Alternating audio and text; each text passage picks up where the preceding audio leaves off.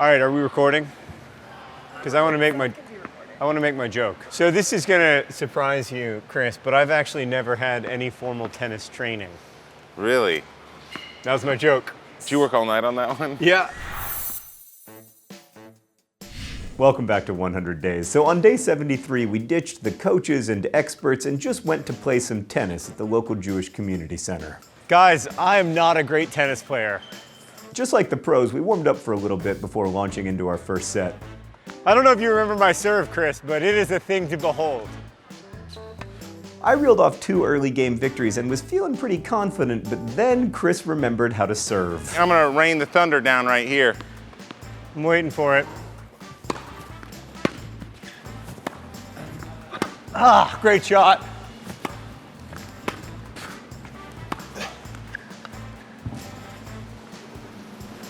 Not much I can do when those are going in. And that resulted in 12 consecutive defeats. Lost my mojo.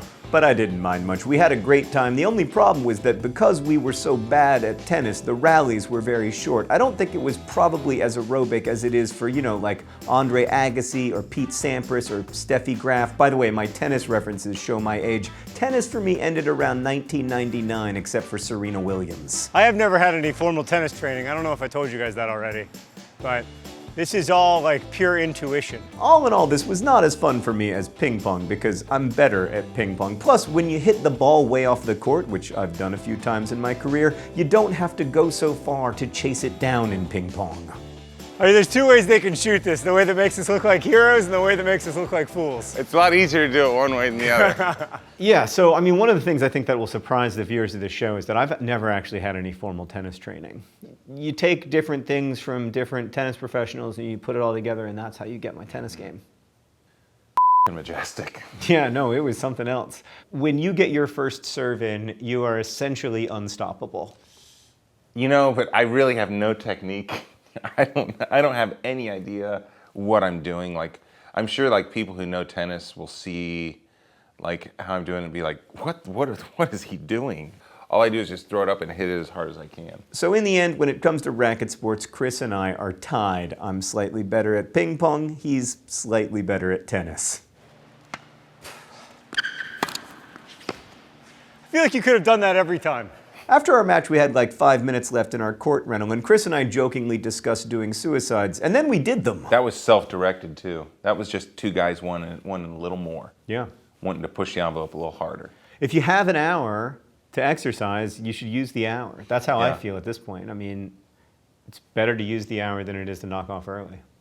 On the food front, I'm working hard to stick to my word on taking lots of food pictures. So here's my day 73 food and no pictures from Chris, so enjoy some unflattering photos of him. On day 74, we were back in the gym with Laura. For the record, I was still sore from daily method. We began with some metric checks. My resting heart rate was 60 and Chris's was 52. And then we did our usual half mile on the treadmill, after which mine had risen to 148 and Chris's only up to 116. My goal for this day was to make it to 40 push-ups in 1 minute, and I was so close with 39, but I will get there. Chris basically got to 43, but we're gonna call it 42 and a half. Then we did planks right after push-ups because we keep forgetting to separate them, but I still made it to 1 minute and 35 seconds, and Chris to 3 minutes 15 seconds. Then Laura had us split up and go to different sides of the gym. Was she sick of us and our hilarious banter about how majestic we are? Probably. Anyway, there were stations on both sides, and we did 10 reps at most of them. It was a combination of aerobic and anaerobic exercise. I started on side 1 doing perfect push-ups and then jump squats and burpees, rows, high knees, and more. Meanwhile, Chris was doing push-ups, rope jacks, knee tucks, lunges, and of course also burpees.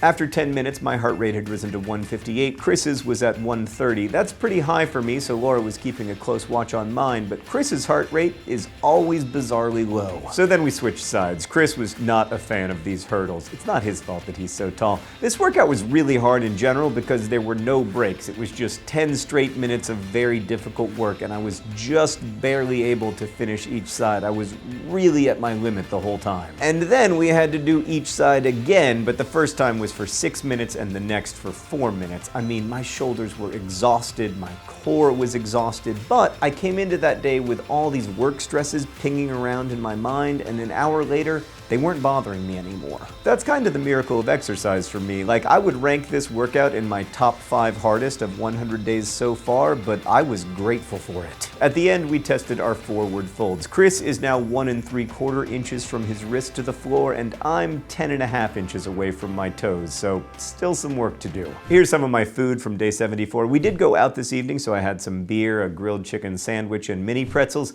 but that's not a big deal in the scheme of things, and it's really important that I can slip up and still say, okay, that's not ideal, rather than catastrophizing. On day 75, I went for a 35-minute jog on my treadmill, and then this happened. Feeling some kind of somewhat persistent soreness in my left shin, so I'm gonna stop and just rest it and hope that it gets better. And yeah, after that, my knee also started to swell up, so I went ahead and made an appointment with Dr. Henry for next week. Here's some of my food for the day. The next day was a Saturday, and I went out with Chris, so thanks to me, he has extra meal pictures.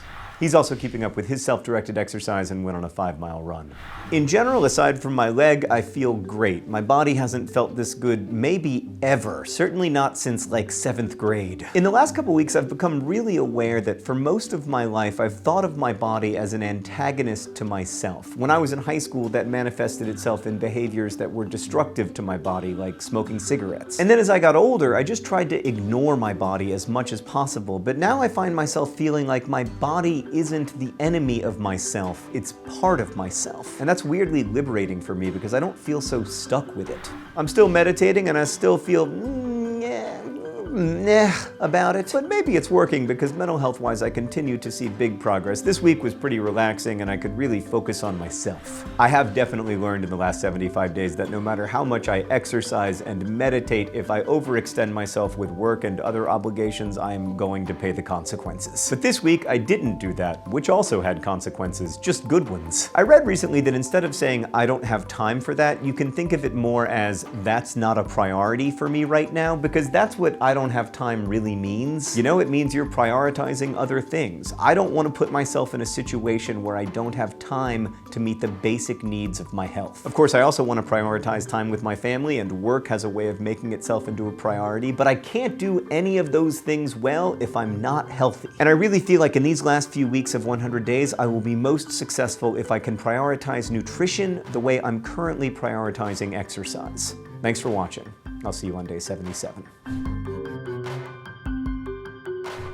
You know how they say like it's like 70% hard work and 30% talent? I've got the 30%.